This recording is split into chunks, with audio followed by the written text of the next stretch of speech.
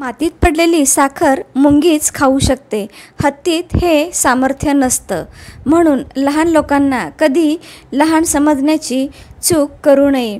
कधी अहंकारामुळे आपली मान उंचावू नका, कारण जिंकणारे सुद्धा सुवर्णपदक मान वाकवूनच घेतात.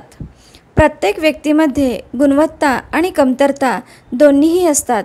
फरक फक्त इतका आहे, जो पारखून बघतो त्याला गुणवत्ता दिसते आणि जो तपासून बघतो त्याला कमतरता दिसते. सोडून गेल्यावर मिस यू म्हणण्यापेक्षा सोबत आहे तोपर्यंत विथ यू म्हणा. आपुलकीची माणसं मिळायला खूप मोठं भाग्य लागतं. कागदाची नाव होती, पाण्याचा किनारा होता, मित्रांचा सहारा होता, खेळण्याची मस्ती होती. मन हे वेडे होते, कल्पनेच्या दुनियेत जगत होते. कुठे आलो या समजूदारीच्या जगात, यापेक्षा ते भोळे बालपणच सुंदर होते. कोणी आपल्याला वाईट म्हटलं तर फारसं मनावर घेऊ नये, कारण या जगात असा कोणीच नाही ज्याला सगळे चांगले बोलतील. दुसऱ्याच्या डोक्यावर पाय ठेवूनच काही जण स्वतःच्या पायावर उभे राहतात. लहानपणी मी खूप श्रीमंत होतो, कारण या पावसाच्या वाहणाऱ्या पाण्यात माझी पण 2-3 जहाज चालायचे. मोकळ्या हवेत कागदाची का असेनात स्वतःची विमाने उडवायचो. भले चिखलाचा का असेना, पण स्वतःचा किल्ला असायचा. आता हरवली ती श्रीमंती आणि हरवले ते बालपण.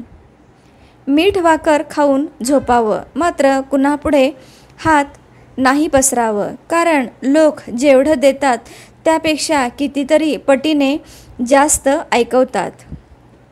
एखादी भेट तेव्हाच शुद्ध असते, तेव्हा ती शुद्ध मनाने चांगल्या व्यक्तीला योग्य वेळी आणि योग्य ठिकाणी निस्वार्थपणे दिली जाते. प्रत्येक यशाच्या मागे एक तात्पुरते अपयश येतं, मन खचून जातं. पण अशाही परिस्थितीत जे झगडणे सोडत नाहीत तेच जिंकतात. कारण सांगणारे लोक यशस्वी होत नाहीत आणि यशस्वी होणारे लोक कारणं सांगत नाहीत. काहीतरी उत्तुंग करण्याची जिद्द बाळगावी, विचारांवर विश्वास ठेवावा आणि आपल्या कर्तृत्वाने ते साध्य करावे. कठीण काळात सतत स्वतःला सांगा, शर्यत अजून संपलेली नाही, कारण मी अजून जिंकलेलो नाही. वेळ तुमच्याकडे असलेली सर्वात महत्त्वाची संपत्ती आहे. तिला अशा ठिकाणी गुंतवा जिथे तुम्हाला जास्त परतफेड मिळेल.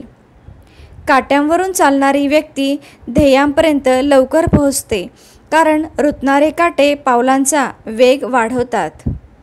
पैज लावायची तर स्वतःसोबतच लावा, कारण जिंकलात तर स्वतःचा आत्मविश्वास जिंकाल आणि हरलात तर स्वतःचाच अहंकार हराल. रायगडच आमची अयोध्या आणि सह्याद्रीचा राजाच आमचा राम आणि रायगडावरील शिवसमाधी हेच आमचे राम मंदिर. काहीही करा, पण गुणवत्तापूर्ण करा. ज्या क्षेत्रात तुम्ही जाल त्यात जीव ओता आणि त्यात सर्वोच्च स्थानी पोहोचा.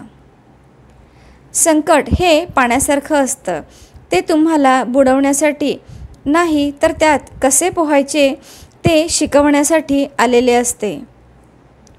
देवानं दिलंय त्यातलं थोडंसं इतरांनाही देऊन पाहावं. देव होता नाही आलं तरी थोडंसं माणूस होऊन माणसासाठी जगावं.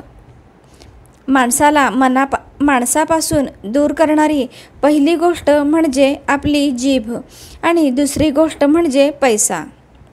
कुणीतरी सांगितलं होतं, जर सूर्यासारखे तेजस्वी दिसायचं असेल तर त्यासाठी सूर्यासारख्या आगीमध्ये जळावं लागेल. पण दुर्दैव, आजकाल लोक स्वतःच आयुष्य दुसऱ्याच्या जळण्यात घालवतात. श्री स्वामी समर्थ. हा व्हिडिओ चांगला वाटल्यास कमेंटमध्ये नक्की सांगा. श्री स्वामी समर्थ.